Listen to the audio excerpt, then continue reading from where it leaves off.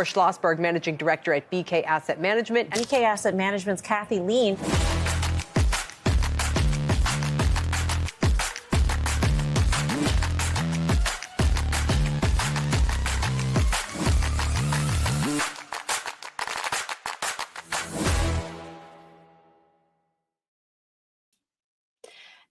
Hello, everyone. Good morning. If you're here, give me a thumbs up. You can hear me, see me, everything's going well. Let me know that everything is good to go. Good morning. It's a big morning. It's a busy morning. There's a lot to talk about. And so let me know that is coming through good. Who's here with me today? I just see Rodney commenting. Hello, Bobby. Good morning. Wonderful to see you this morning. What a reversal this morning it was. I was nose down when it happened, but did catch some of the move afterwards. Good morning, Peter, Carolina, Bob, Eichmann. And, hello, everyone. Welcome to our Monday live stream. Certainly a big day, a big, moves in the markets. It's been a while since we've seen such a dramatic turnaround in the markets. I posted a really, kind of succinct chart explaining everything about today's market movements. And I think, we can't really describe it in a better way. I'm going to share my screen with you. Give me 1 second.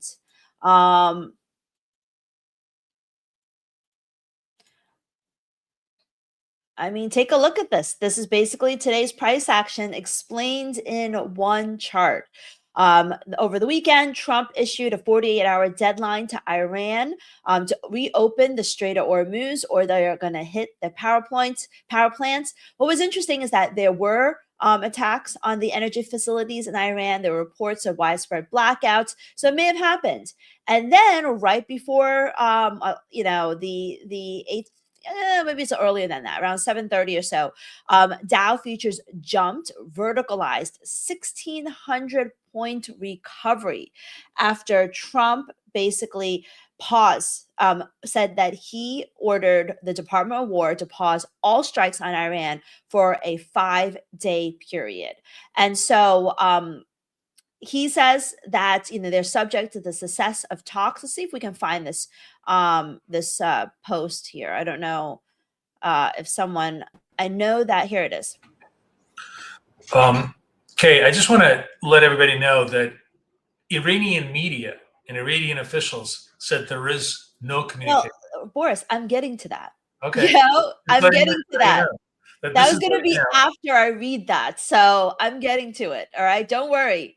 If you actually followed my post over here, it says Iran says there are no talks, only retaliation threats. But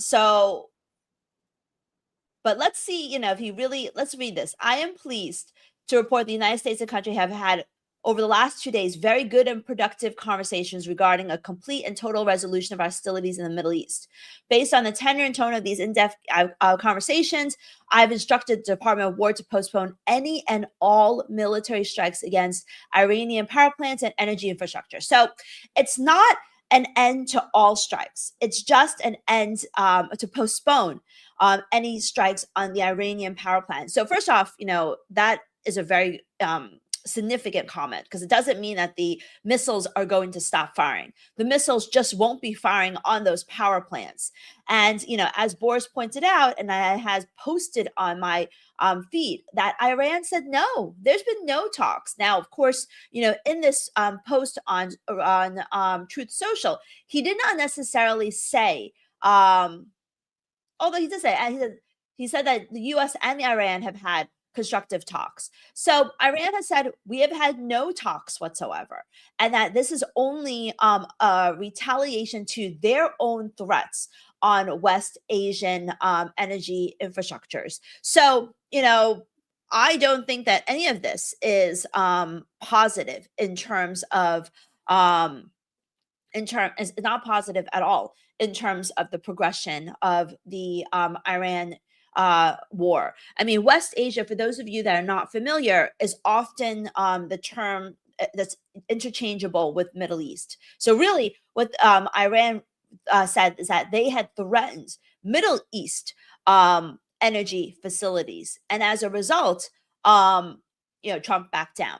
The biggest risk that everyone had been talking about all weekend for the Middle East was really an attack on the desalination plants, where they basically produced clean drinking water in the Middle East. And that if they had attacked the clean drinking water facilities, that, that would be a very, very serious situation for the Middle East. So either Trump is, bending to international pressure or market pressure. Either way, it seems like it is that pressure that is causing him to back down and not positive negotiations with Iran. So, yes, stocks have soared today.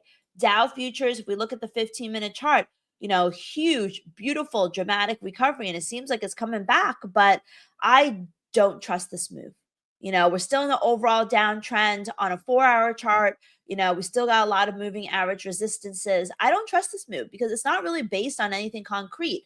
Now, it is a relief that the U.S. may not be attacking the power plant facilities in the next 24 hours, because the deadline was actually, I think, 4 p.m.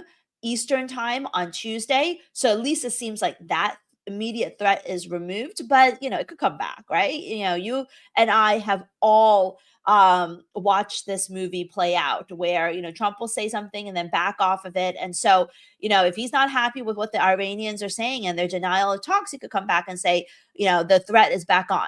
I have no idea, but right now the market seems to be relieved that we've got a 5-day pause, or so it seems, and that single-handedly caused the reversal in the markets. And also tells you that the number one driver of market movements is headlines. And, we had walked into this week expecting that. I think I did a video on Friday that I talked about how there's no major U.S. event risk on the calendar this week. The Fed meeting last week was the most important thing. We don't have anything like retail sales, inflation, or non-farm payrolls. The main thing was the PMI numbers from all the other countries. And so, the headlines was going to drive the markets. And clearly the headlines is driving the markets, and it's going to continue to drive the markets. But it's not the only thing that is driving the markets. The other thing that is having a big influence in the markets is the shift in interest rate expectations. And I want to show you this. I want to show you how this is the CME Fed Fund Futures. This is something that we look at often. And the market, is the current interest rate is 3.5 to 3.75%. That is the current interest rate in the CME Fed Fund Futures. So the CME Fed Fund Futures current interest rate is 3.5, 3/4%. So in April, the market is thinking a 91% chance of no change. But look at this. Where did the rate cut expectations go? They're gone. Now the market's pricing in an 8% interest rate hike. And what's even more dramatic is if you look at the end of the year. At the end of the year, the market, remember, right now interest rates are at 3.5 to 3.75. And so the market thinks there's only a 7% chance of an interest rate cut in 2026, and that there is a greater chance, it's not huge, but it's like a 25%, 27% chance of a interest rate hike by the end of the year. So the greatest consequence of all of the Iran war is that even if it ends quickly, the energy that facilities that have been attacked will take a very long time to come back online. It could take years before those before those oil facilities are rebuilt. And because it could take years before those oil facilities are rebuilt, we could seriously be in a situation where, the oil shock resonates in the markets. And this is something that is affecting not only U.S. interest rate expectations, but if you follow, some of the like Financial Juice, for example, which I like a lot, earlier this morning, and they provide a lot of information, almost too much information, but certainly all the information you need. But it sees that traders now see less than, but pretty much 2 to 3 interest rate hikes by the Bank of England and the European Central Bank this year. And that's a dramatic shift because the market had thought that they were going to do interest rate cuts. So now, euro has soared on the back of the reports that ECB could raise interest rates. And unfortunately, they're not raising interest rates because things are going hunky-dory. They're raising interest rates because the economies, because inflation is at risk and they're afraid of runaway inflation. So this week we had the PMIs from the UK and the Eurozone, and there's a serious fear that those PMI reports could surprise to the downside. So before we get more into this, what are you guys trading? So we can make sure that we talk about what it is that you're trading. Are you trading golds, NASDAQ, dollar yen, Forex? Dollar yen is at the upper right-hand corner of the chart. Dollar yen is very close to its 2024 highs. What are you guys trading? Let me know, because we want to make sure that we cover what you're trading. And don't forget, we are going to roll into live trading with Boris in just a little bit. So make sure you type in what it is that you're trading. So we're covering ES. Yeah, I mean, ES is moving the same way the other ones are moving, right? ES is rebounding. It looks like an engulfing candle, but this is a huge wick. If we look at the shorter term charts, like the 1 hour chart, still rallying, but a lot of resistance. And it is recovering, but I'm still skeptical of this move. There is scope that we could see ES rally all the way up to the 20-day SMA. But if ES does not hold the 200-day SMA, that's pretty bearish. If it has its rally today and ends the day below my green line, which is the 200-day SMA, that could be a pretty big deal, because that could mean that we could have further downside. What are you telling me? Miran said that they revised plans and they now plan to make 4 rate cuts. I mean, Miran is the most dovish member of the Fed, and he's one person, or Miran is just one person. And so I don't think that this necessarily reflects what the rest of the Fed thinks, especially not what the market thinks, because the market thinks the Fed is going to be raising interest rates. Can you explain how the interest rate is a range and not a number? That's basically what the Federal Reserve does. They used to not do this, but gosh, I don't even remember when they changed this. They changed it to a target range as opposed to a fixed level. But they just basically hope to keep the interest rate between this range during that time. So a lot of you are trading gold. So a lot of you are trading gold. Let's take a look at gold. I mean, gold is really interesting, right? Because you would think that the huge sell-off that we had initially in the markets would correspond with a rally in gold, right? Because it was all based upon, uncertainty, all based upon, what the market was thinking in regards to geopolitical risk, Trump's threats. But instead of rising, gold fell. And gold fell because it was like a all hands on deck, let's sell everything deleveraging move. And that is exactly why gold was selling off. But now, and it's actually completely counterintuitive, right? Because right now, what Trump is saying is supposed to ease the tensions and be less of a threat. But instead of falling, gold is rising. So, at the end of the day, as traders, we just got to respect the price action. Of course, I'm skeptical of this move. And I think that the geopolitical risks did not de-escalate in any shape or form. The geopolitical risks did not de-escalate at all. And that gold should be trading higher, stocks should be trading lower, oil still, this is like a 9% drop in oil. And by the way, moving averages really matter, right? Because it stopped right at the 20 SMA. Gold stopped right at the 200 SMA. Moving averages matter, which is why I watched them so closely. And we've got our BK trends, multiple time frame meter, which tells you exactly how things are moving. You can see gold, turning positive in the short-term charts. If we start to get the 5 minutes starting showing a little bit of red, that would be, a bit of a signal that maybe this rebound is over. But right now we're still, green on the short-term meters, so we'll have to see.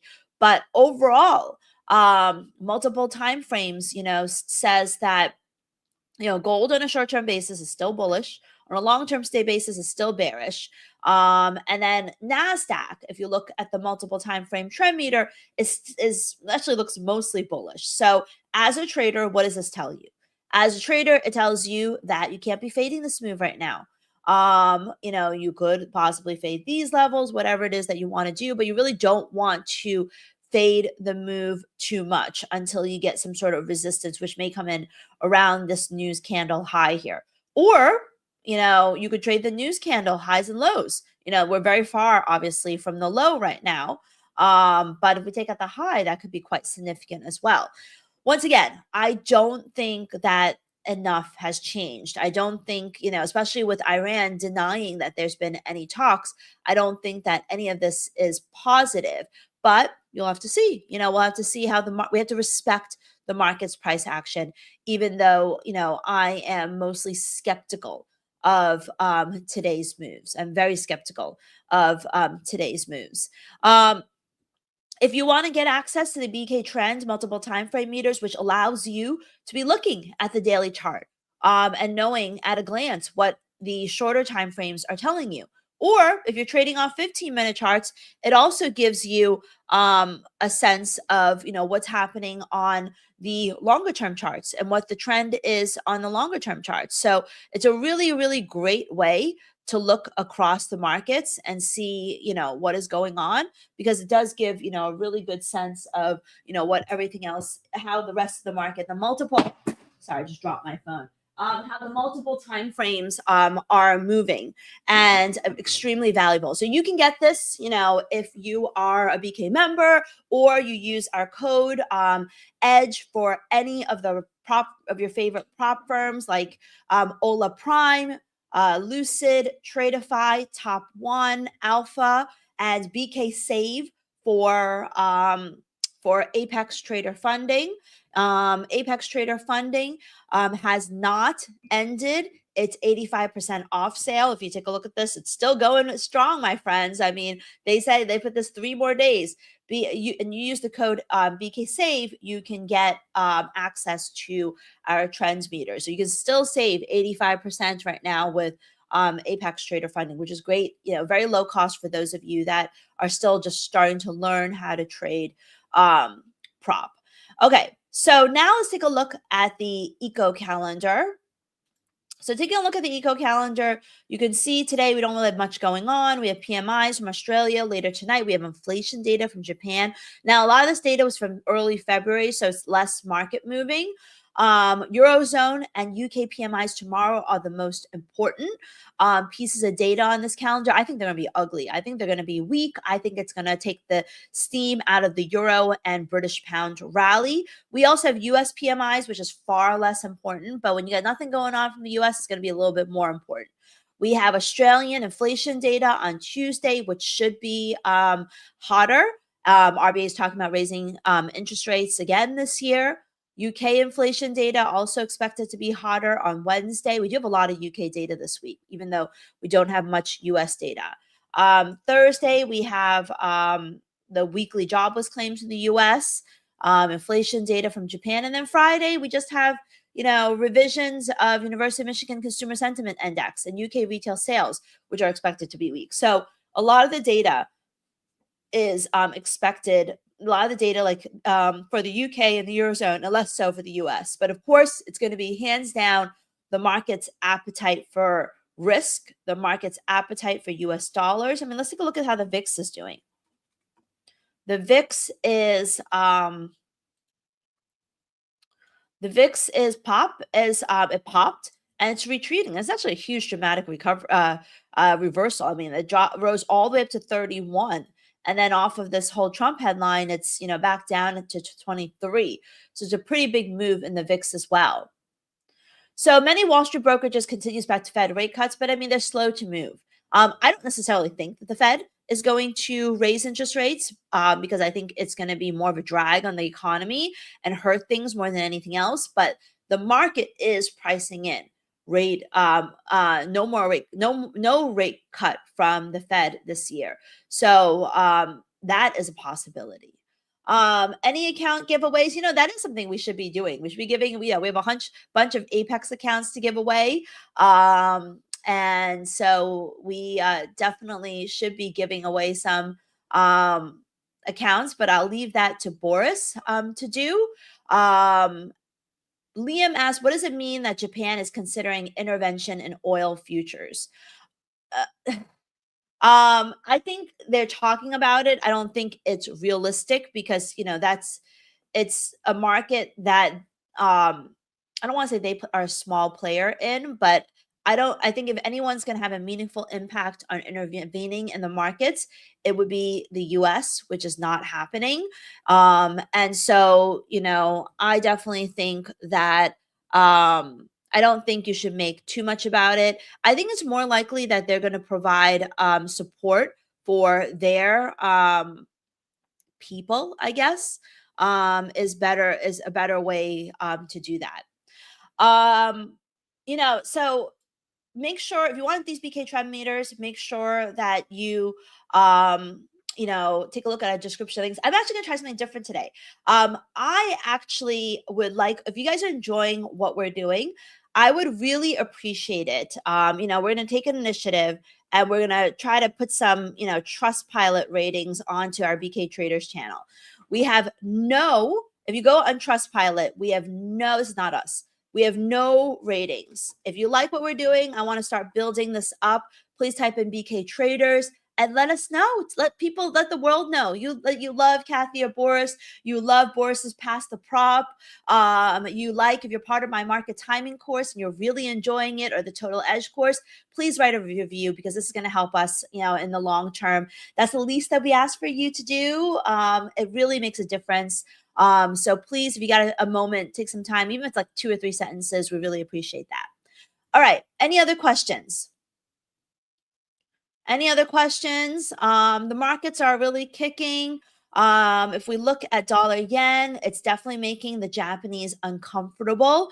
We had Japan as currency person come out this overnight and say that they're watching the volatility in FX. They're trying to do more verbal intervention. It's a serious, because what happens is that the weakness of the yen drives up inflation in an environment where inflation is already up. So it's definitely, problematic. But it's moving because of the dollar and not because of the yen. So it's really based upon the market's appetite for dollars. So in the near term, I think euro is going to pull back. I think pound's going to pull back because I'm expecting some weaker data this week. I'm still bullish gold. But it's really more of a risk appetite trade. And then in terms of the indices, I'm still bearish the indices. There could be a little bit more rally, but I don't believe any of these headlines. What do you guys want to talk about? Let me know in the chat. Who's this guy? Boris is going to come on and he's going to live trade with you guys. The market open is happening soon. Here it is saying that, Trump, German chancellor told Trump about worries of attacks on Iranian power plants. The world is not happy with it. And, the markets opened significantly lower in Asia and Europe before he made his comments this morning. So it is definitely something that, I definitely think he's bending to either market or international pressure. How did you get into the fundamental part of trading? Very good question, Liam. It was pretty much, where I started. I started at JP Chase, and I started on the I actually started in the FX market making desk, but then I quickly moved to the prop trading desk once JP Morgan merged with Chase. And we focused a lot on fundamentals and how one market correlated with another, which is why, oftentimes I'm showing you the oil chart and the NASDAQ chart. We can see what it looks like right now. Here, if you got a 15-minute chart here, and we pop this on with oil, and I show this chart a lot, you can see, the drop in oil coinciding with the rally in stocks. And if oil starts to turn up, NASDAQ will probably start to turn down again. And this is what we traded off of, which is correlations, interest rate futures, things like that. Any other questions?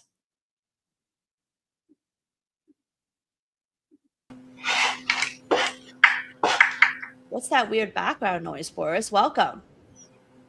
I don't know what the background noise. I'm not making any noise. Hi guys, I'll be right there. I'm just trying to pull something up. I want everybody to know I'll be talking about this all week long. I will be doing a free, absolutely free ORB webinar this Saturday, 7 a.m.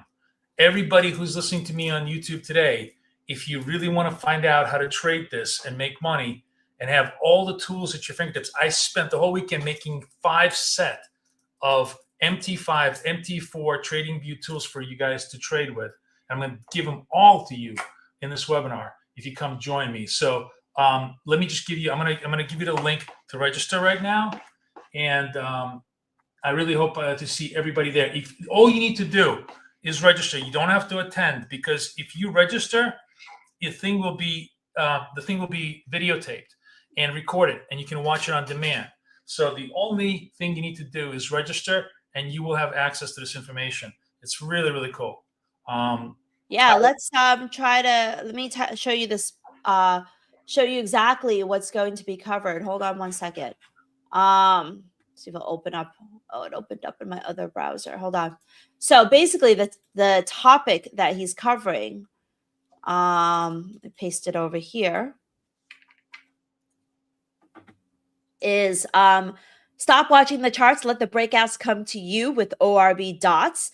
And it says most Forex traders spend hours the screen waiting for something to happen. This is not a strategy, it's a second job. And with the ORB dots, it's one dot, one decision, no screen time. And the whole idea is that Asia builds the range, London makes the move, New York continues or reverses. And then he'll show you how the strategy with the green dots will tell you when to buy the breakouts, and the red dots will tell you when to buy the breakdowns, and how to set it up as alert on your phone. So it's, make sure, you know, if you join us, register for the webinar. This is the webinar registration page that Boris shared with you in the stream. Yeah, please. I'd love to see everybody there. And that's like only 40% of the stuff that I'm going to show you there. And so really, really worth it. Really worth coming. I wrote a lot of stuff over the weekend. Real step-by-step instructions for everything. And as I said to you on the video today, this whole week is going to be ORB week, right? Every single range so far. Asia, blown. London, not even a question. London was blown, like, you know, by a factor of 10. And I'm sure New York highs and lows are going to be blown too, because there's the one thing I'm almost pretty certain is that we're not going to have a quiet day today, right? There'll be lots of news flow. And if nothing else, people are just so confused at this point. I think the markets are going to move up and down on pure confusion alone. So this is the strategy for these volatile times. Great for you guys to learn it and to have all the tools to put in place. So everybody who's watching us, if you're new to the markets, this is literally the simplest, easiest, most newbie-friendly strategy you can possibly have. So please come join us. Okay, love to have you there. All right. Any other questions? Do yields move before Forex and gold? Typically, they do. Typically, they do move before Forex and gold. I'll update the heat map. I did update it last week, but it seems like, you know, there was so much movement. And right now, it's not even based upon fundamentals. It's just based upon headline risk these days. You know, I like to target, you know, 100 pips a week. I think that's a pretty realistic return. And, you know, that's, you know, based upon whatever leverage you choose. All right. Any other questions? If Okay. not, I'll turn it over to Boris. All right. Thank you, Kay. Thanks very much. I'm going to flip over the screen. Give me just one sec. I'm going to change our views here. And just bear with me a sec, guys. I gotta do something here.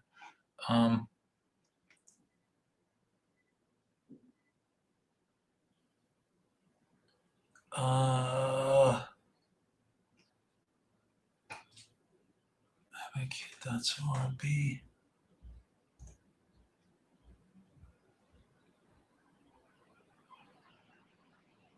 Okay, there we go. Sorry, I had to find the the move. Okay. All right, we are good to go, right? Everybody's good? Okay, let me minimize this. Everybody sees this. Where's the link? I just put the link in, my friend. Let me put it in again. Hang on. I'm putting the link in. I'm going to pin this link for you. I'm pinning this link. This is the only link I want everybody to click to register for my webinar. Hang on. Let me pin it. How can I pin it?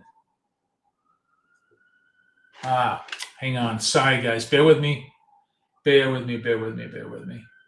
Damn it. Okay.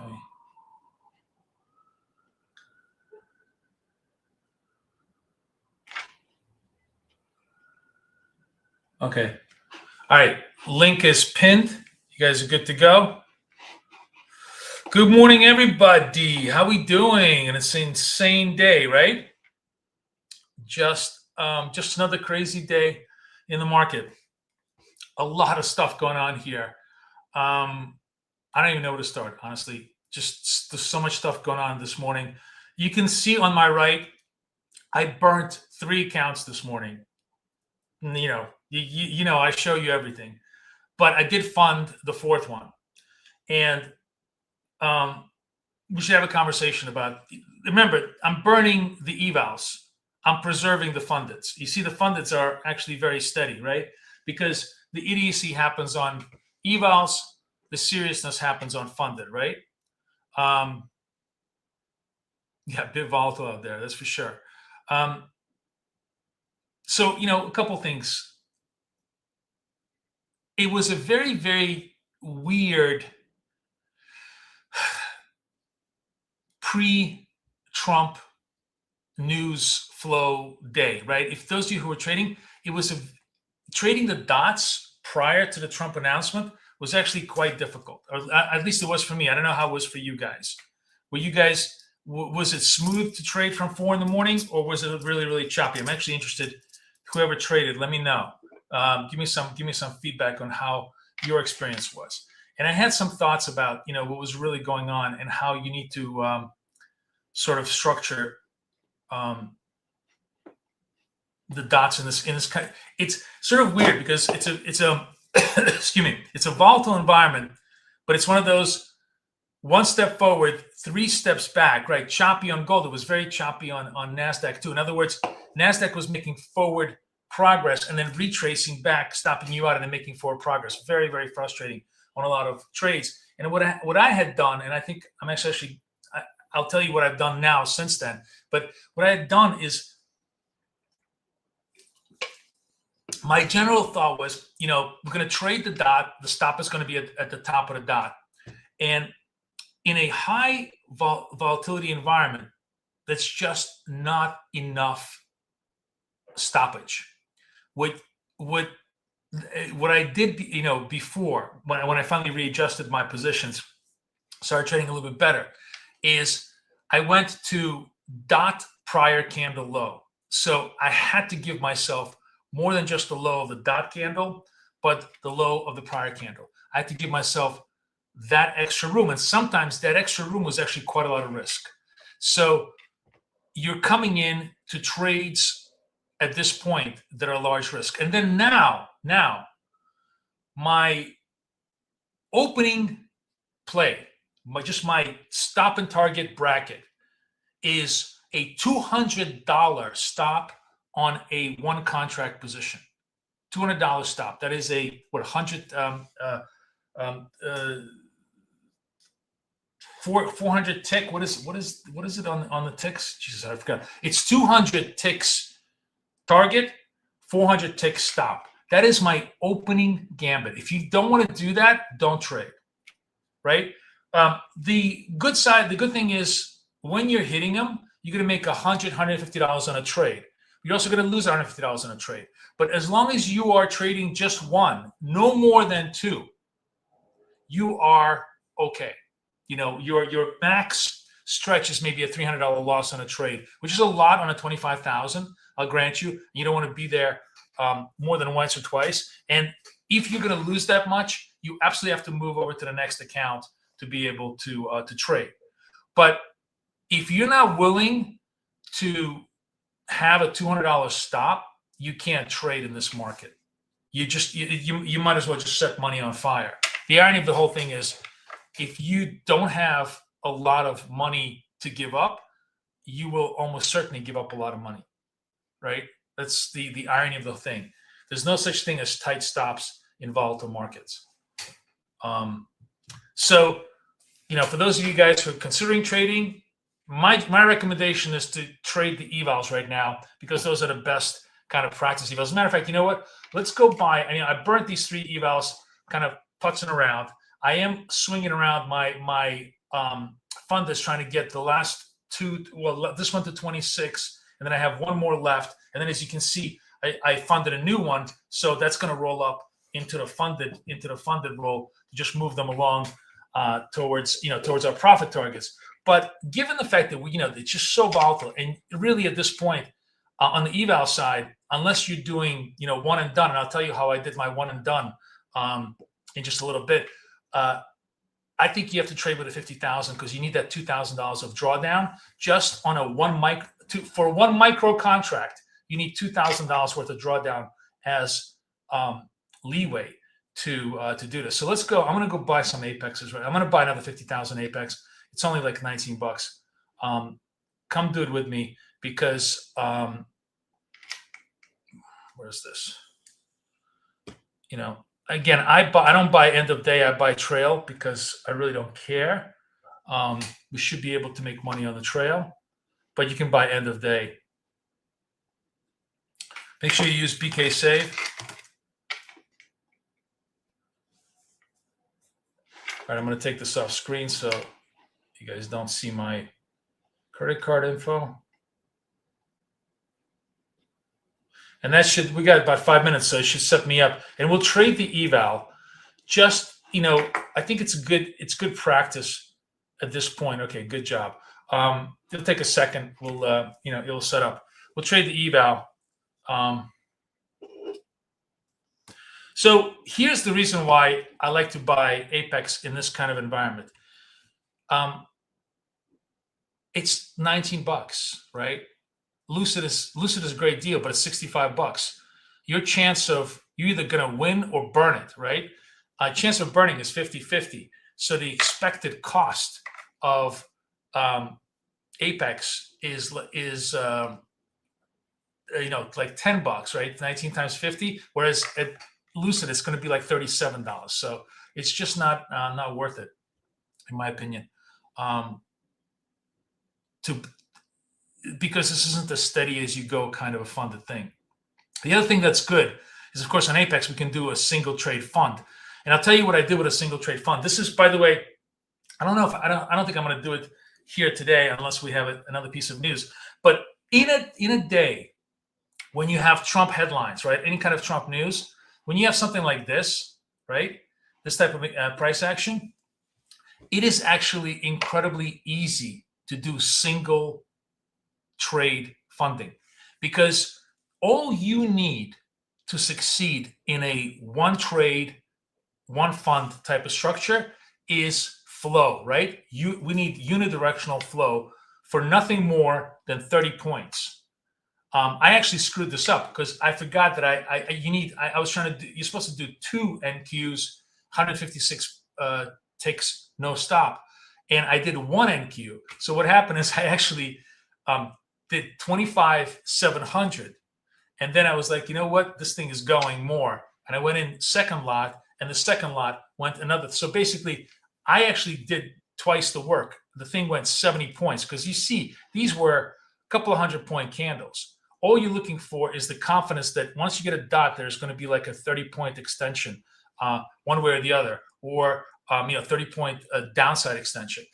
It's not by any means guaranteed, but when you have these big blowout candles, especially when you know the situation, it's very, very easy to do. Why are you using code EDGE?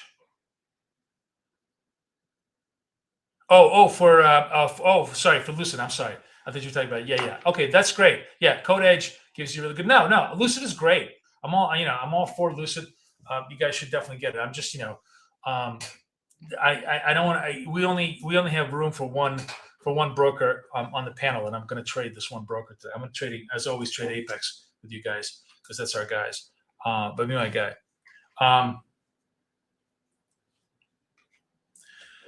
Maybe I'll give away an account, John. We'll see.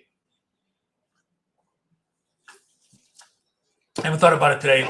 I may save it actually for tomorrow to make sure that you guys all come back and trade with us tomorrow, and then maybe I'll give away 2 tomorrow. Is ORB live?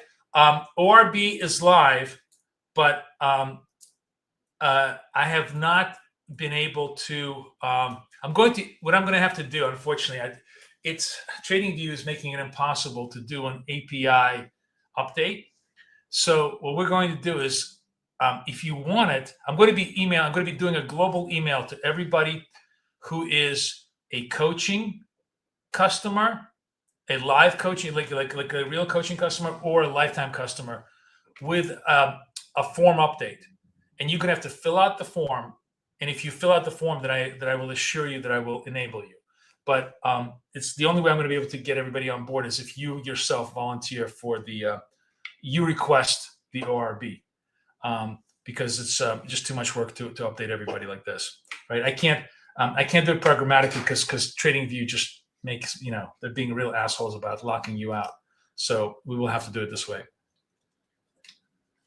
So we are like 4 or 5 minutes away from the open.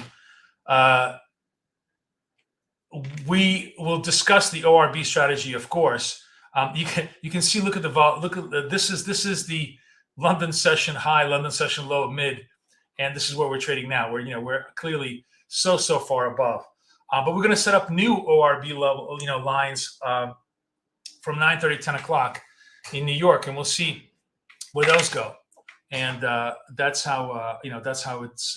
We'll see if we can trade those. But in the meantime, the one money setup, the one setup that seems to continue to work best of all. Not always, but I would say 3 out of 4 times, which is an incredibly great odds in any setup, but especially on the dot side, is the flip, what we call the flip. And the flip is basically where you have one dot followed by the opposite dot. So white dot followed by the purple dot, or purple dot followed by the white dot, without any intermediate dots in between. Sort of a complete rug pull, complete shift of momentum on the market. There was a lot of examples. There's not so many now because there was actually, there's now pacing. We actually have flow and pacing on a lot of these things. But I want to find. Like most of them were pre-Trump. We had, here's a good example. Down, up, right? Down, no intermediate dots anywhere in between, down, up. And then obviously has continuity to the upside. Let's see what it is here. Here's another great one. Down, you go short, oops, you got stopped out, up. The up is fat. So let's just look at the risk, and let's use my far candle risk just to give myself a more negative skew. I'm short 59. The stop is going to be 67. Right? Is that right? What is this high? No, 76. So 59 to 79. It's a 20-point stop, right? I get stopped 20 points. I'm long here on the flip. I get stopped. I'm long on the flip. It's a 69, and it goes all the way to, even let's say it goes to 19. That is a 20-point stop in like a 60-point extension. That is the flip. The flip is a multiple R. It's very minimum, at least 1 R, but very often, sometimes 1 or 2 R type of extension. Now, do we ever get the 2 R? Of course we don't. But the very fact that that there's possibility of it like that is interesting to know. Let's go back. The market is opening up, so I kind of want to see what we're doing here. Where's the look at this crazy price action. You can't even find it. What time is it now? It is, oh, we're open. Look at this. We're open and there's very little movement. Okay, here's the New York session open.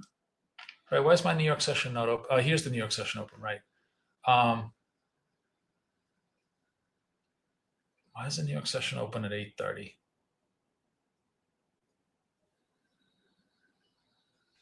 What's going on over here? I think we need to, I need to adjust my New York session.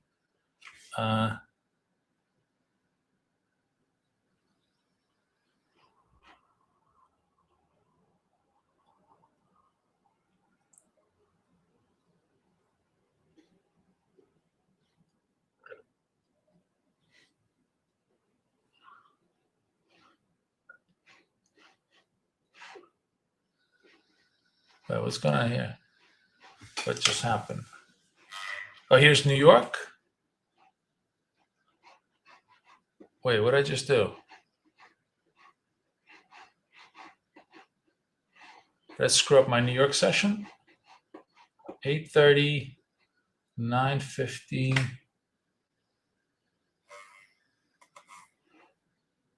I guess this is the New York session opening up. That's right. I want the New York session to open up like at 9:30, right?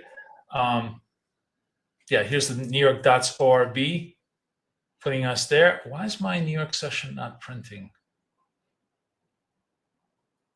Okay, I guess I'll wait.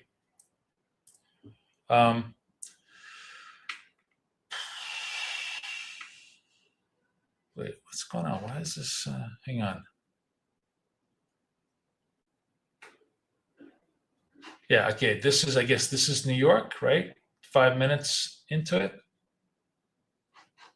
Maybe, I think the problem is I should.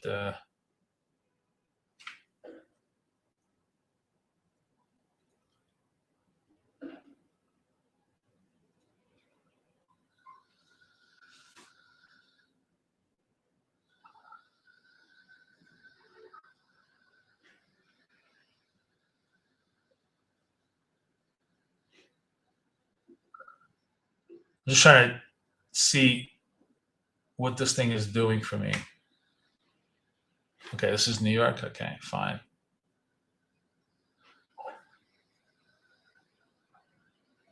Yeah, there's a 5-minute gap. That's fine. Okay, New York session actually is opening up very, very quiet. 5:41 to 4:35. I guess all the price action kind of happening early. Here's what we got. Let's see if I got my eval account set up so we can trade a little bit of the eval, a little bit more. A little bit more here. Yeah, we'll take the 301 account, right? We'll trade the 301 today just to start out, to get everybody warmed up. 200, 100, $200 stop, $100 target for now, and obviously all of it adjustable. I'm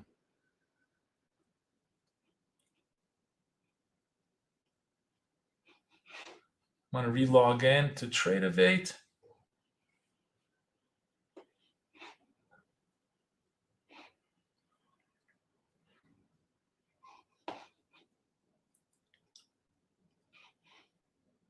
Okay, so here's what I'm looking for.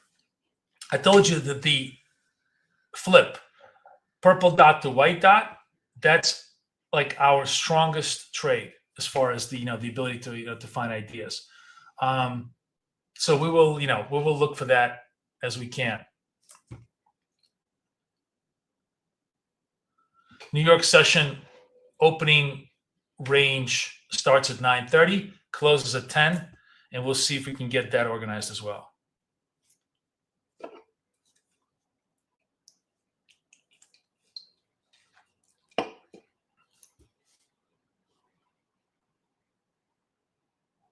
It's really interesting how we just completely died, huh? On the move. Now, I will say one thing. I think it's going to be, I would be shocked if the London session, which is massive, 2,700 to basically 1,000 points, right? London session is 1,000 points, is going to get broken. I don't think it's going to get broken. Wait, what happened here? What did I just do?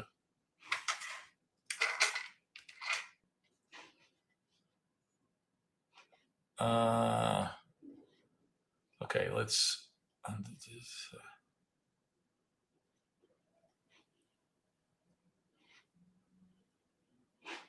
Leave. Okay.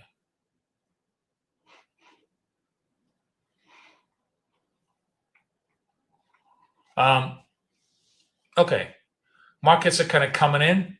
We have possible test of New York session lows here, which we will trade if we can. The lows are 430, and we can trade that in our, eval account if we get any kind of trades here.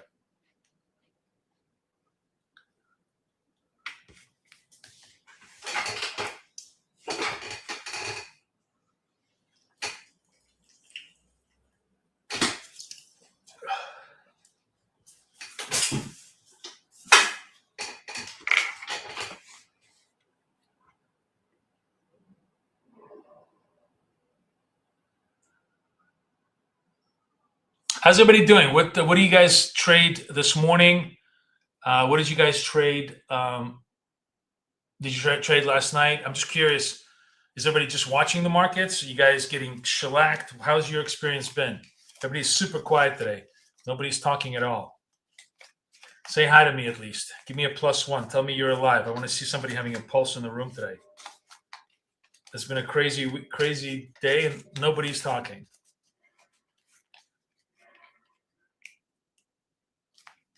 All right, we're getting a flip.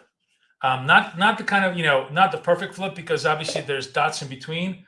So, but if we get a white dot, worth a shot. I'm going to try and see if I could get this. What is this? What's the breaking news? What's going on here?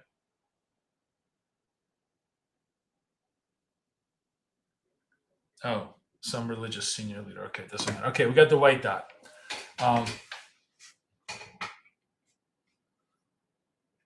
Gold got crushed today, right? I haven't even looked at gold today. It just got absolutely crushed. We're going to trade gold tonight for our friends Ola, but it definitely got crushed.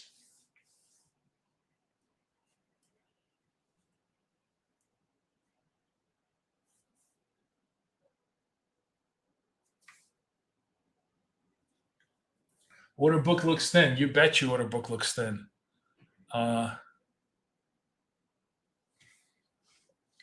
Yeah, Asia was tough. I mean, Asia was really, really tough.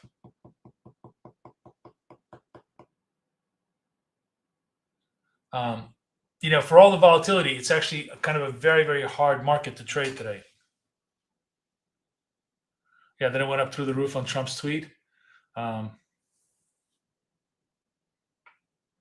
Anybody do any one and done trades today? Nobody did a few YOLOs on the accounts.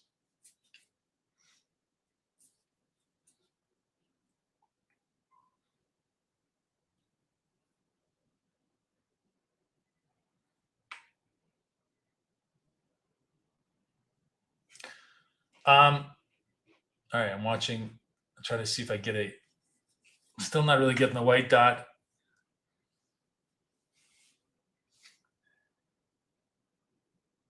New York session is actually very subdued. 431 to 551.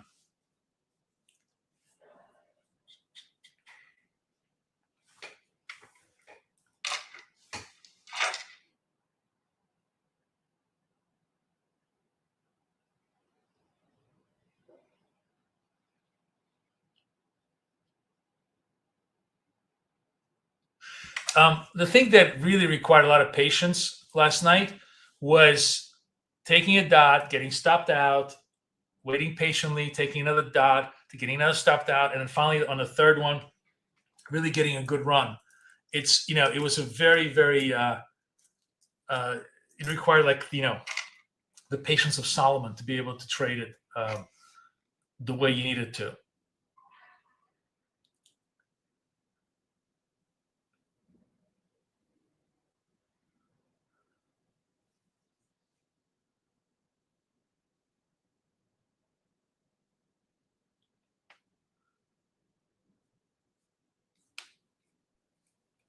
30-minute range is bigger than the New York open range. As you can see, New York range is inside the 30-minute range. So really kind of quiet markets.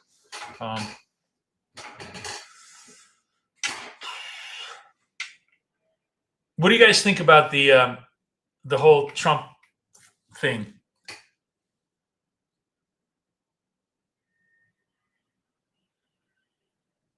I don't think they're negotiating at all. I think it's a stall tactic until he gets the Marines inside.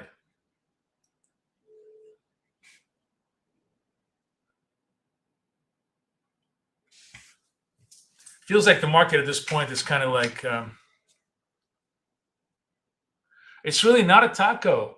You can't do taco if the other side doesn't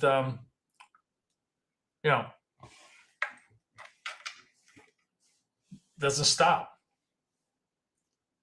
And I don't know what he would have accomplished. I mean, like if you were to stop now, what did he accomplish? Literally nothing. I think it'd be considered to be a loss. It's like it'd be like, I would say it'd be one of the most humiliating military defeats of American power in a long time. The very fact that these guys survived is a defeat of American power. It's just really, it'd be horrible. I think it's a stall. I think they have guys on the ground who are surrounding Carg Island, and they're trying to get some leverage. I don't know.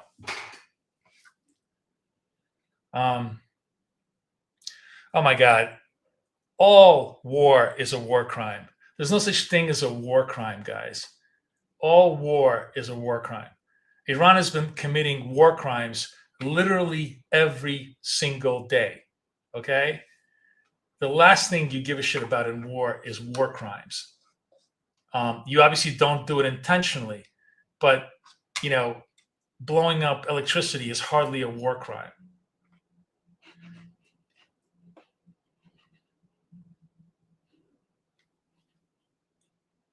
Did you know that we literally specifically targeted civilians during World War II for literally 6 months straight? Okay, we're going to go long this thing.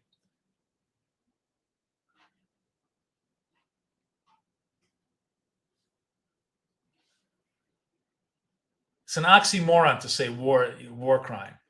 War is a crime. You're gonna go for it. You're gonna have to win it.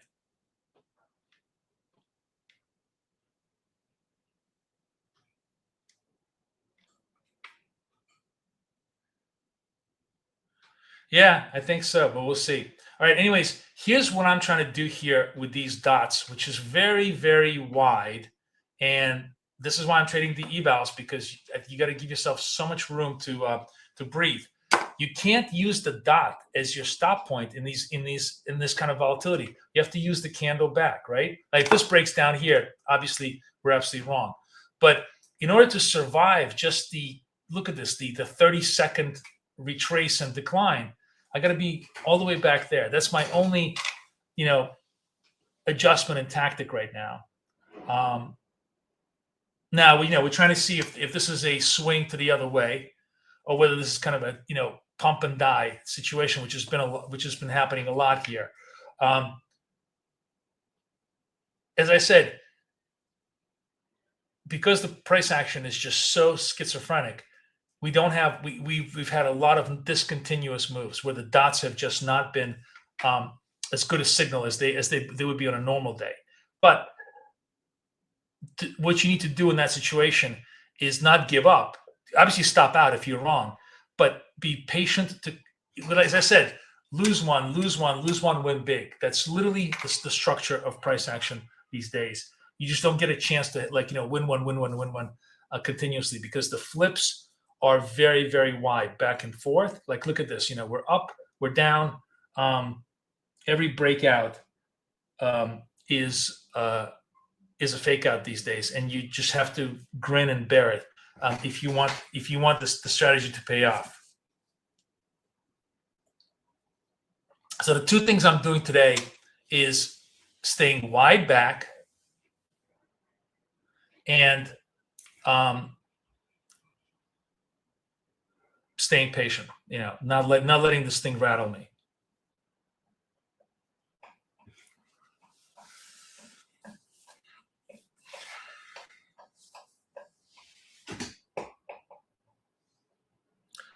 Yes, Piscapa, what are you talking about? Spot on. Sorry, which part of spot on are you agreeing with me on?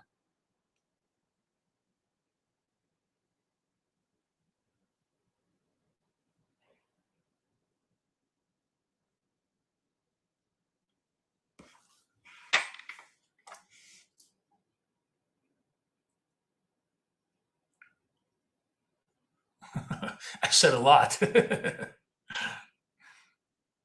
If you think I know what I said, you clearly haven't been in the room. But anyways, I'm glad you agree with whatever I said, even though I don't know what I said that was agreeable. Oh, about being wide? Are you talking about my trading structure? Being wide, is that what you're talking about? You definitely have to be small, but now you also have to be wide.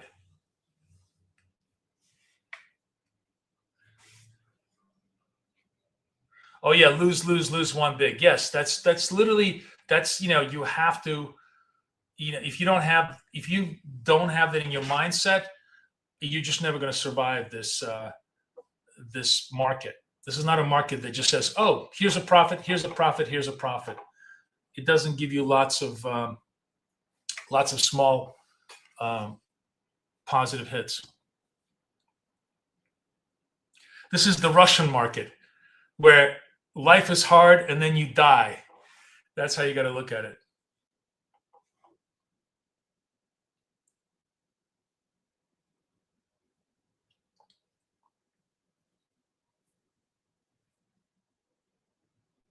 All right. The other thing that drives me nuts, and again, you just have to grin and bear it, is you could be in a trade, right? Like right now, and it's neither winning nor losing. It's kind of like, up and down, maybe a little bit negative. And then it turns, we haven't accomplished anything, and then we turn the other way.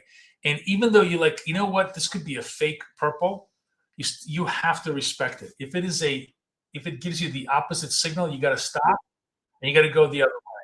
And even if that means it's going to flip around and trade the other way, it doesn't matter, because this could be, if I'm right on, white to purple switch, this could be the nice big switch. And you can't triple guess yourself in these things. It is very, very choppy. And sometimes, it is like one stop, two stop, three stop. And had I stayed in this one, I would have been able to realize my long.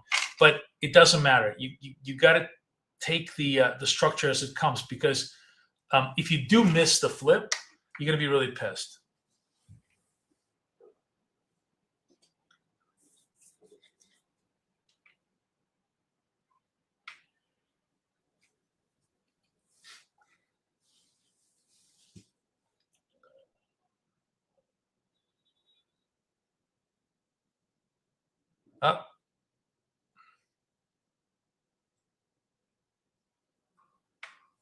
Look at this two-way vol. You just got to grin and bear it.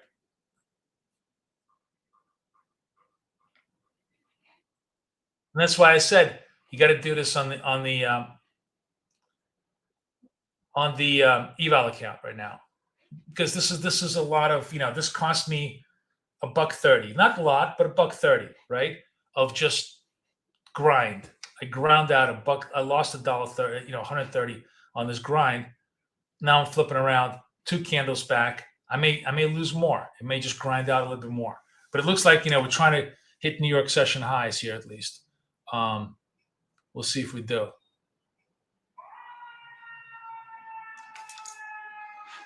And what I need to do, I think on my dots ORB,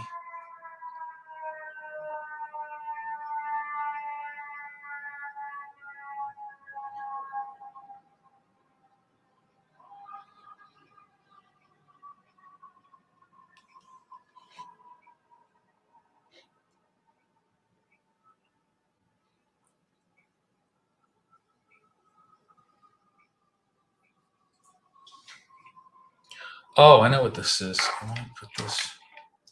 Really?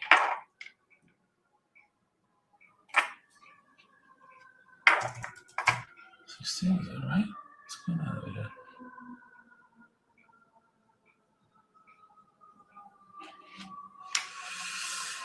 All right, I'm flipping around positive a little bit.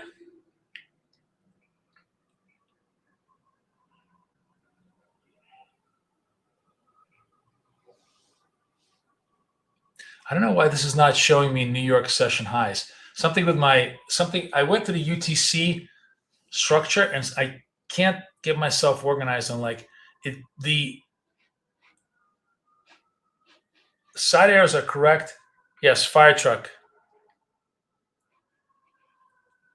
Test London highs. London highs are like way up here.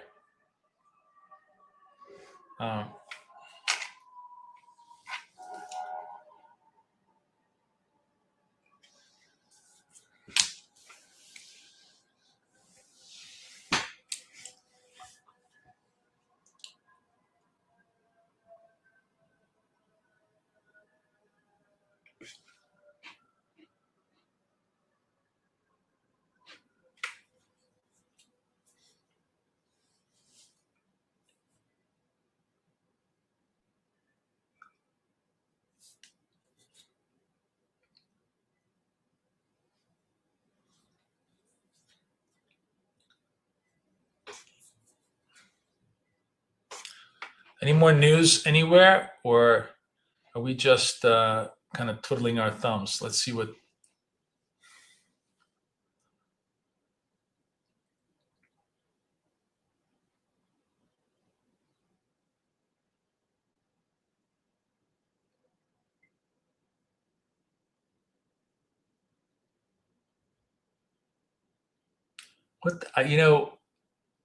You gotta just wonder what the fuck he's talking about, right? Sometimes.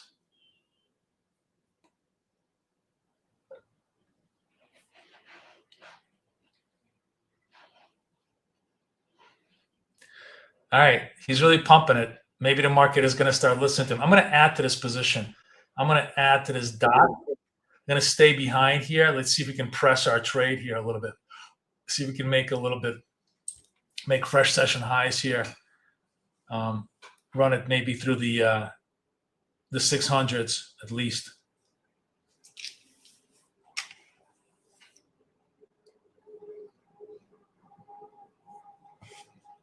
Come back out like somewhere around maybe over here. 612s. See if I can push it through here. New York session highs.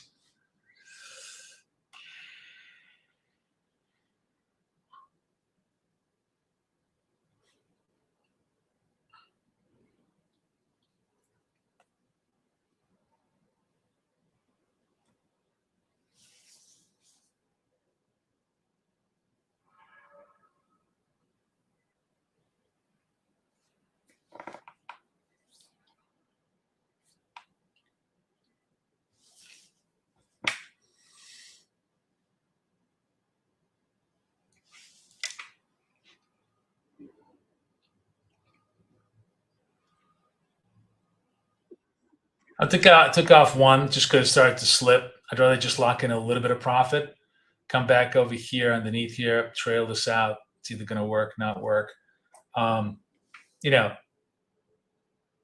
Again, choppy market. We've got to stay patient with it. Can't be greedy with everything, much as I want to be at this point.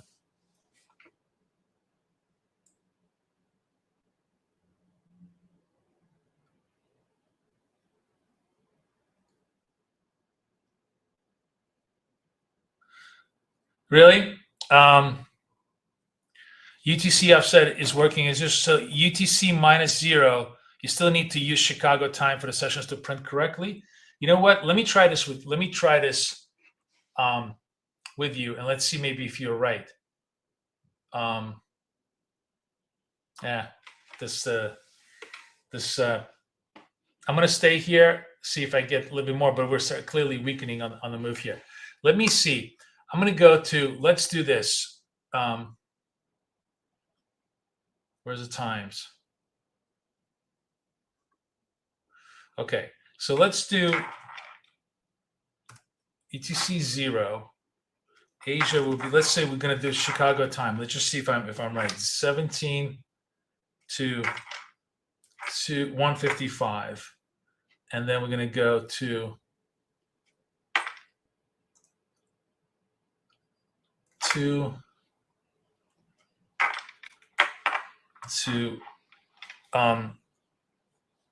8:25.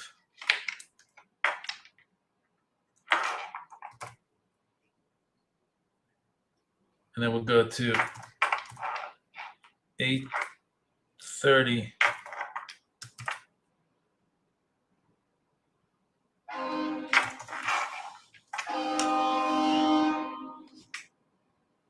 Yeah, you're right. You're right. The ETC is just not working. It's just simply Chicago time. You just got to put it to Chicago time. The ETC thing is just not working. I'm going to have to take a look at what's going on with the dots only, why the UTC offset is not working.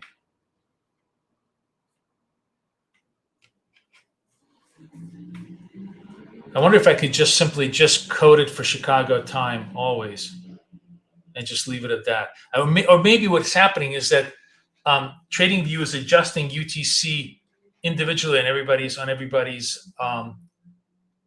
platform. So you just simply just put yourself down for Chicago time. It will just adjust automatically. I don't know.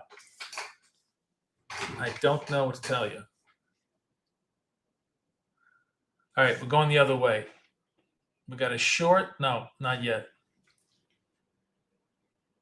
And you see, the thing is that the other frustrating part about this kind of trading, and you have to just grin and bear it, is you're not getting a lot of, even when you're getting, the reversal dot, this was 54, 40 points. I should have, I tried to get more and I couldn't do it. So I think, even though I'm trading 100, 200, what you're really looking for is like a 30-point maximum extension these days on these on both of these shots, which I should have done.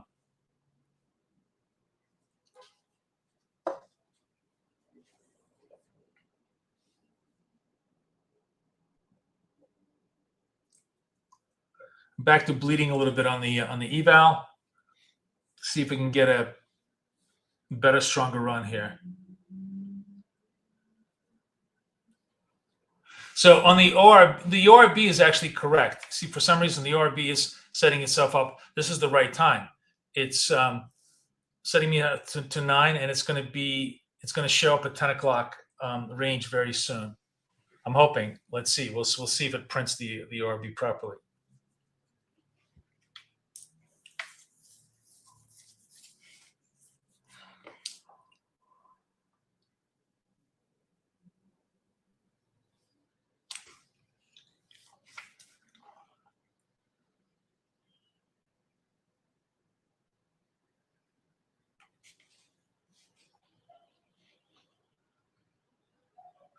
You know what I did? I made a tactical mistake. So again, you have to be one candle back. This was the buy candle. I should have been here. I moved my stop too close and I got clipped out. Okay. Let's regroup. Let's in this kind of market, it really becomes so important to have your tactics. The size has to be small, but tactics it's really the tactics that kind of win you or lose you at this point.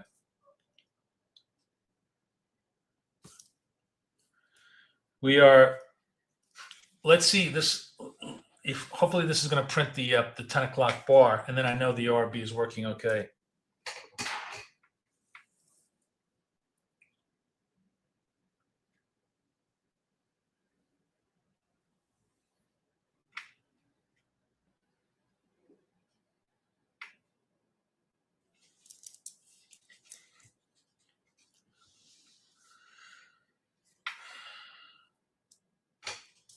There we go. The ORB is working okay.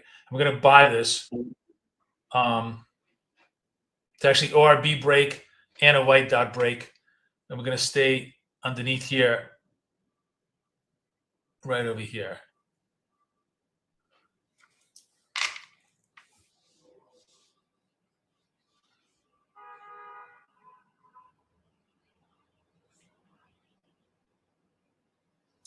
Stream is for anybody who wants to, scalp. The indicator is proprietary. If you want to get it, obviously, you can join my coaching. But it's really all about what the dot strategy is all about, how we trade it. There's a lot of different variations to the theme of how we trade it. Markets today are just super, super volatile, so we're sort of trading in a much wider berth. But generally, we're looking to scalp our positions every 5-10 minutes off the indicator. So this is the ORB. The range today is 24,605, and now we're turning right back down. Look at that. Looky. Almost a white dot, purple dot, almost a total reversal here. It's really, really, really very much a two-way market because the market is just lost. It's not clear what, if anything, is true at this point, right? So the market is just completely befuddled as to where things stand.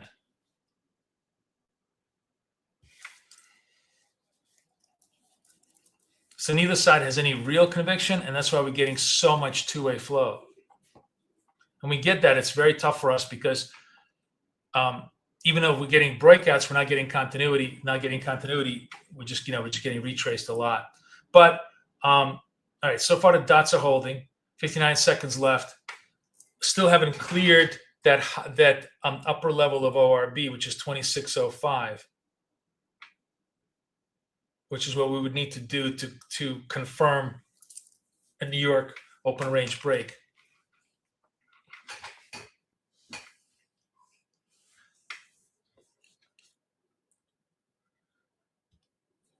Hey, good morning, everybody. Good morning.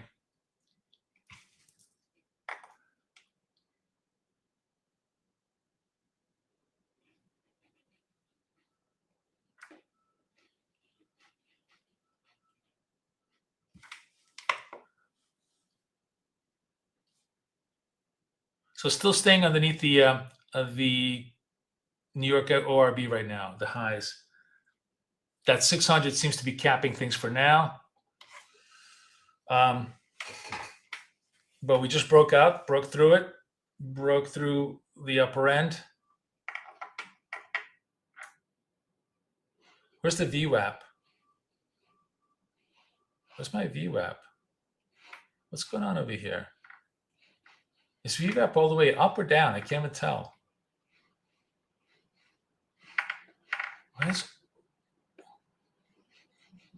Oh, there's the VWAP. We're way above VWAP. Okay.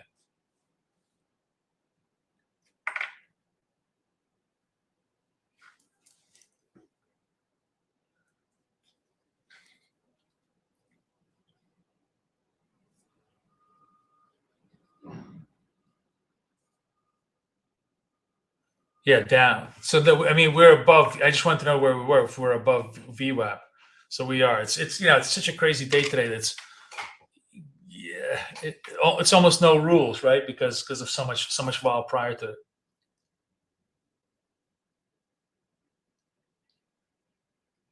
Ah, man, look at this. We are just going to get retraced out. That's it. We're just bleeding out. This move did not have a lot of continuity. Just boom, the other way around. This actually, we'll see if this purple dot holds. It could be a more durable signal. I'm going to watch this very carefully because a failure here at the highs of New York ORB could be significant.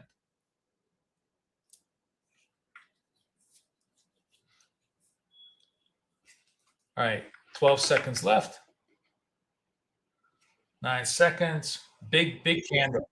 So I got to be way underneath, way above here. Big vol candle. And again, I'm trading in the eval because you're going to just getting these massive ranges, right? So you have to give yourself the room. If I get a red dot candle on this, I do want to add because I'm going to pretty much assume, there we go, starting to really, that this is finally the turn that we're looking for. I'm going to sell this. So I'm just going to give myself the confidence that this is a two structure trade. Let's see.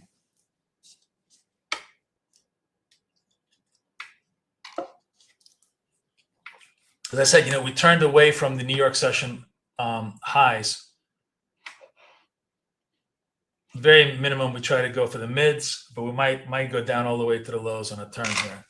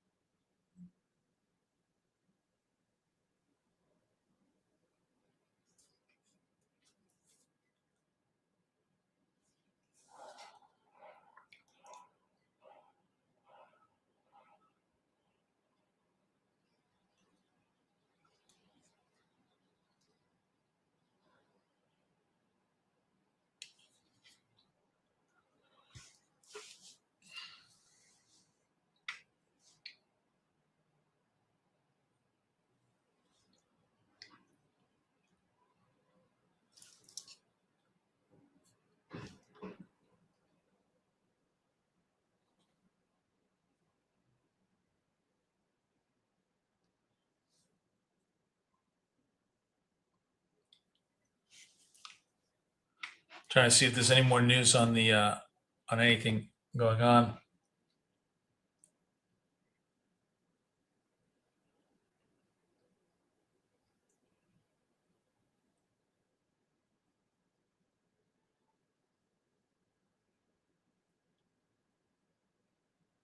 Strait of Hormuz will be jointly controlled. Will be open very soon. This works. Want as much oil in the system as possible.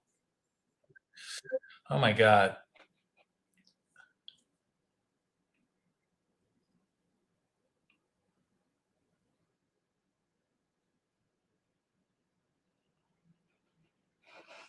I can't tell, are we flipping back up to being positive after all of this? We might, this is why I'm trading the eval today, guys, because this is just completely, it's like everybody's reacting off of every single statement he makes, and it's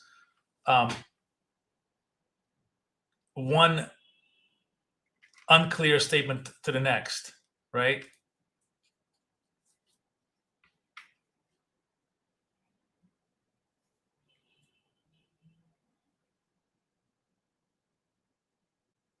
Like, here's the thing. I honestly think that at this point, the situation is, unless there's a clear military objective that he's just simply hiding, which it could be, and there is going to be a win in this case is U.S. controlling the Strait of Hormuz, guaranteeing safe passage, releasing oil flow, and global economy going back online. Anything else, Iran controlling jointly the Strait of Hormuz, some of the ships starting to go, the Gulf states kind of recovering but not recovering, all of that is a massive loss. And I think if the markets wake up to that, you're going to see a much more negative reaction to everything. Because what that means is like, it's like you wake up from a hangover and you got to deal with the consequences of everything that's happened. While at the same time having the guy who created the whole hangover, still there. So I can't see how this could be a good fundamental resolution if it's some kind of a weak truce for the time being. It's good, it's good for in terms of no more violence, but it only creates more violence, later. I don't know. And I think the market is kind of acting the same way. It really doesn't know. It's doing like, 50-point candles up, 50-point candles down, trying to figure out what it wants to do. It's almost like it's trying to talk itself into a rally at this point.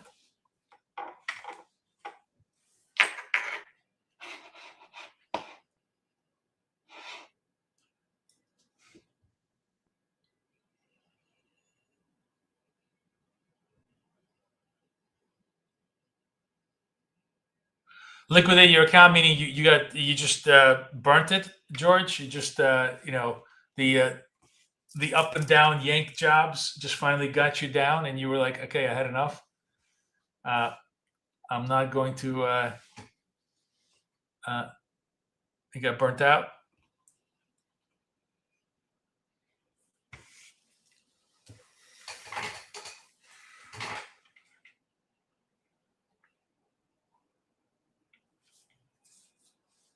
I'm just looking at you look at what's the continuity from the dot candle?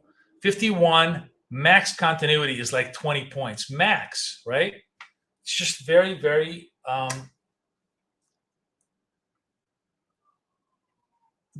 it's like the kind of price action that's just the worst kind of price action. Big signal move, tiny follow-on move. Because in our perfect world, we want a small signal move and a large follow-on move, right? This is kind of like the exact opposite. And you need to understand that that's something, you know, the market will sometimes do that. And when it does that, it's important not to overbet to try to force continuity onto the market. You can't force it. Now, we're getting reversal. By the way, this is a good signal, I think. I'm going to exit out. I'm going to reverse. This is hopefully purple. This is the first purple dot, white dot, clean one, right? Maybe. Look at this. It's not even staying a white dot. Not even staying a white dot. The very last second, it wasn't even staying a white dot. Nothing is truly giving us a signal. It's a reversal flow that kind of died. Look at that.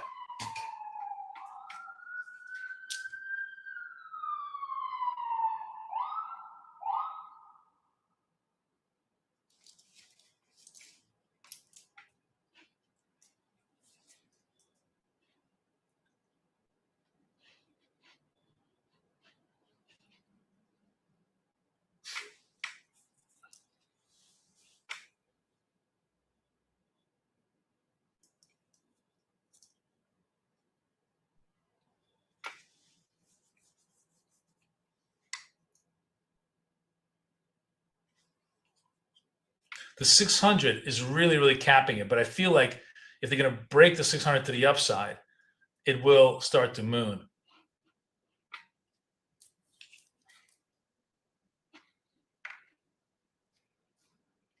Yeah, I know.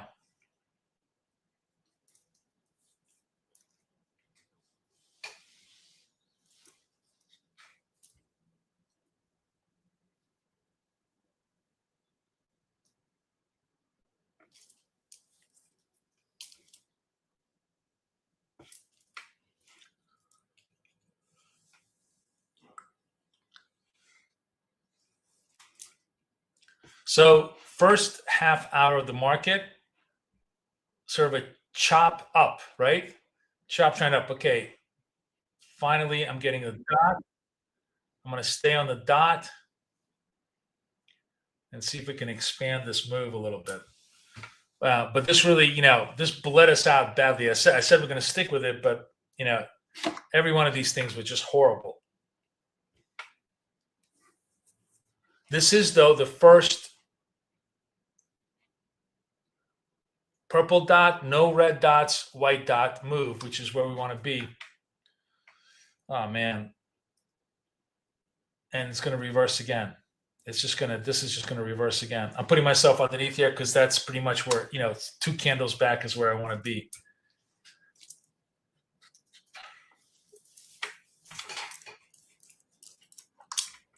We're just really being led by us. This is why I'm trading the eval today. In days like this, there is very little to do because the risk is huge and the rewards are very few. You have to assume big risks on these candle moves with very little continuity. That's the key thing. It's like it's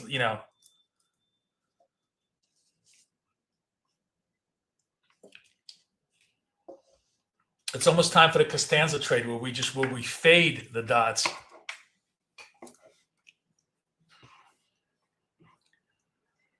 All right, we are through the 600 though, so that's mildly positive, and we are through these session highs here.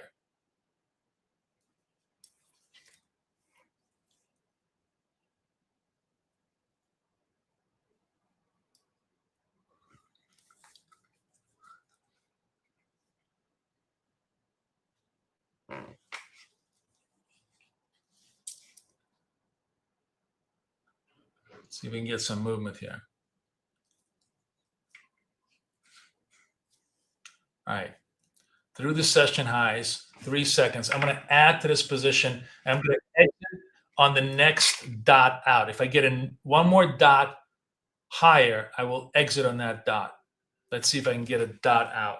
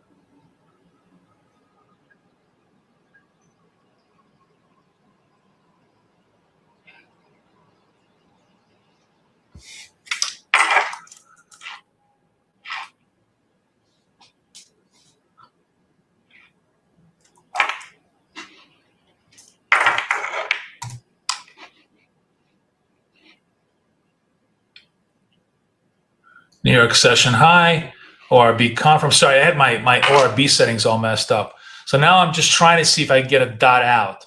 Is it going to just give me a little bit of a dot out here? Or starting to pop up a little bit. Come on. Rally, rally, rally. There we go. There we go. Is a dot. If this candle ends on a dot, I'll exit myself out on the whole thing. Very, very, very, annoying little trade, but at least, we recovered a little bit of it. It really not, it's kind of a Pyrrhic victory today. I'll be honest with you. Very, very tough to do anything valuable, but, at least we did something. So came in, exit out on this thing. Now we have a New York session high. Let's see if that holds. And if the New York session high holds, we'll try to trade that against, further highs to the upside.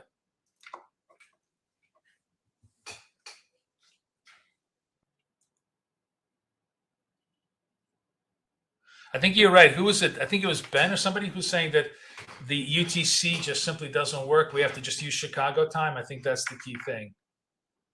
We just set ourselves to Chicago time. No, New York session high does not hold.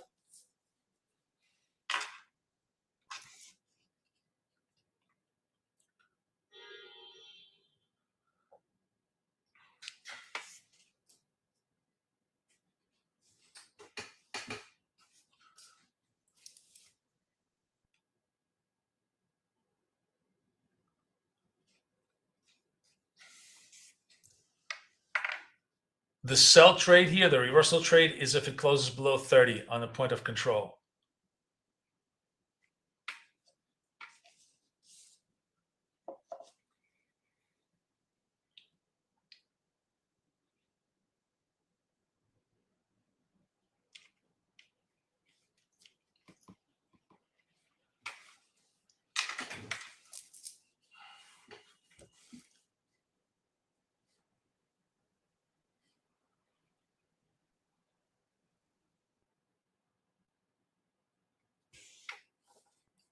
Still trying to trade the New York session highs. Haven't made it.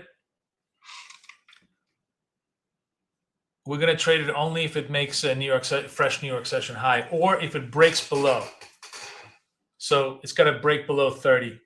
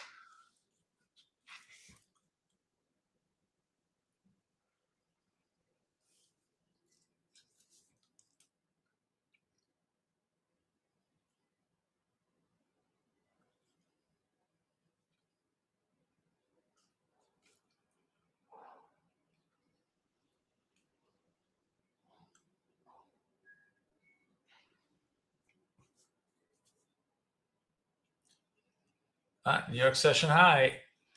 Can we hold it? 37 seconds left. Let's see if it holds it.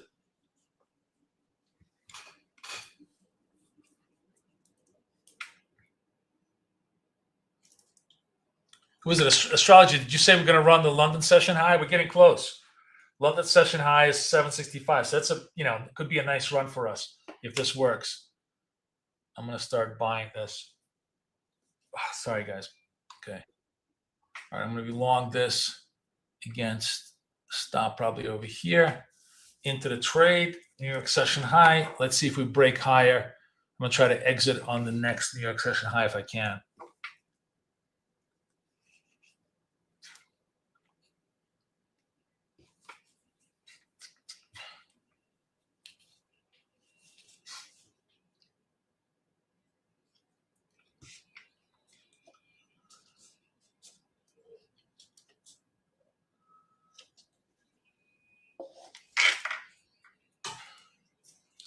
I was starting to see a little bit of continuity and a little bit of rally here.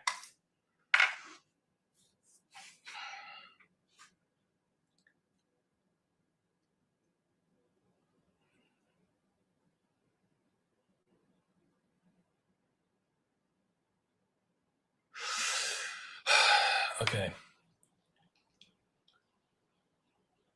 I'm going to exit on this thing because that's kind of all it's giving us right now. Just, quick dot scalps. So there we go. New York session high. Reversal comes in at 51. If we break that, we'll try to take a reversal trade right now.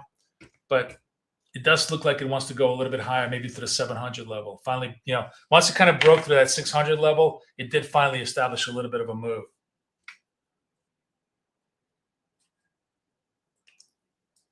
Anybody trading the highs with me?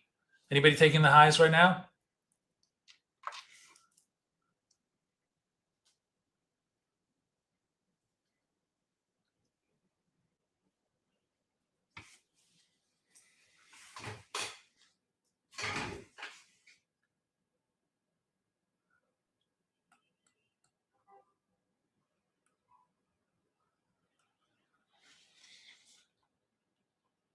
Yeah, just basically quick scalps off the highs. That's really the best trades in this kind of market are really around the edges, right? The edges and the edges. That's why the ORBs and the session highs are so interesting and valuable to us.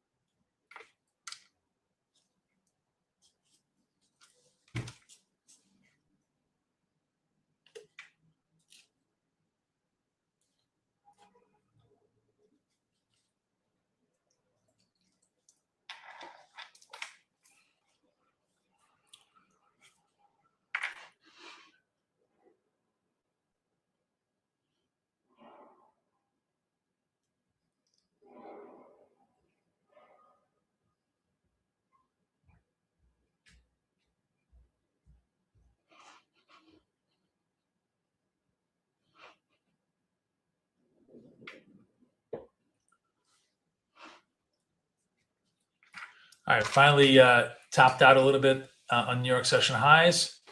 Let's see if they want to make a second run or we're kind of exhaust ourselves. This is the break. The point of control now is the 58 level. So let's see what it wants to do.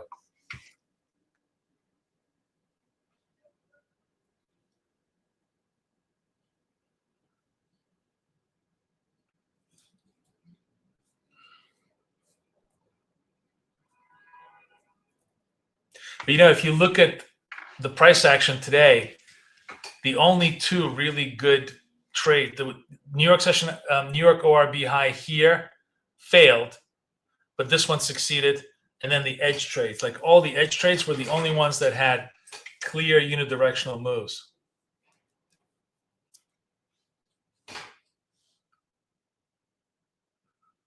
All right, 58. We close below 58. We're going to take a short here for a quick scalp to the downside.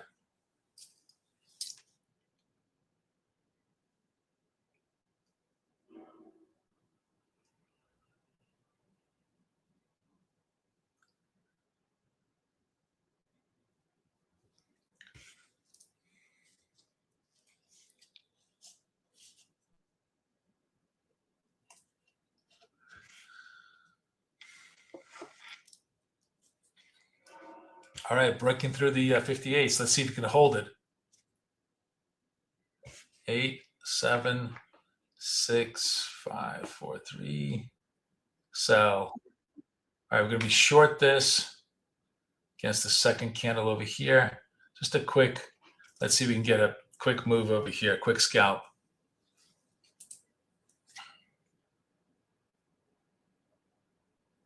There we go. Nice quick scalp. And now we turn into a purple dot.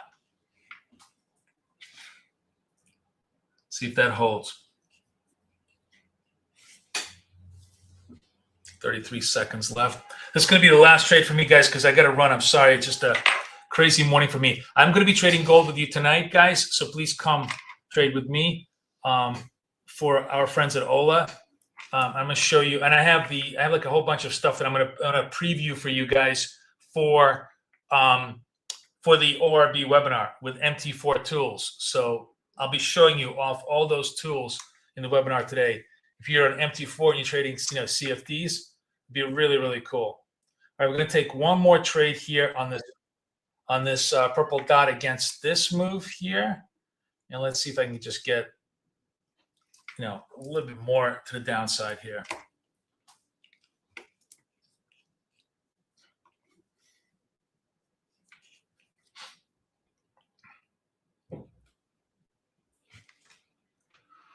So close is 36.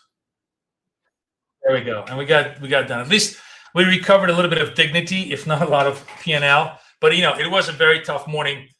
With the basic lesson is that the edge trades always work.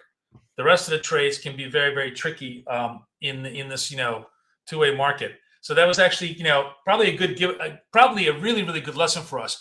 If we get lots of volatility, no clarity, zero fucking understanding of what's really going on, maybe we just focus on the edge trades. By the edge trades, I mean just the ORBs and the session highs and the session lows, where we know we have lots and lots of edge in being able to exploit those moves. Those all worked really well and at least brought us back a little bit. As I said, got some dignity, if not the P&L. I will see you guys tonight. Everybody have a great, great day, and we'll see how the circus continues as the week goes by. Everybody have a wonderful day. I'll see you guys later. Bye-bye.